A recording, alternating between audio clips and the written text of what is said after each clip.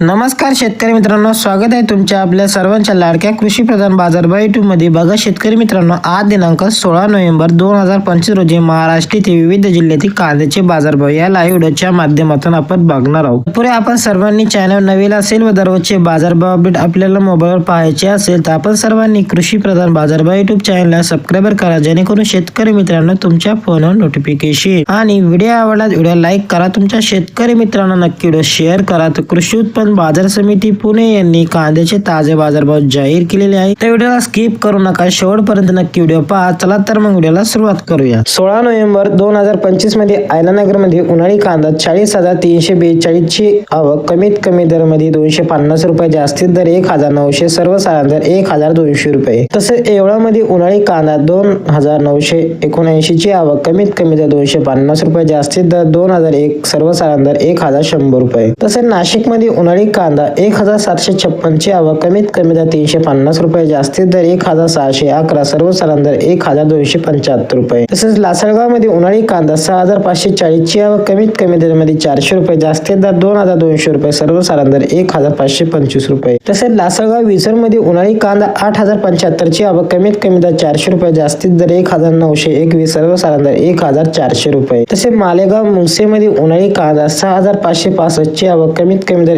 180 रुपये, जास्तीत दर 1,596, सर्वसाधारण दर 888। तसेच जुन्नर उत्तर मध्ये उन्हाळी कांदा 14,562 ची आवक, कमीत कमी दर 1,000 रुपये, जास्तीत दर 2,110, सर्वसाधारण दर 1,600 रुपये। हे होते 16 नोव्हेंबर 2025 रोजी महाराष्ट्रातील कांद्याचे ताजे बाजारभाव। भेटूया अशा एका नवीन व्हिडिओ मध्ये, तोपर्यंत धन्यवाद। Thanks for watching.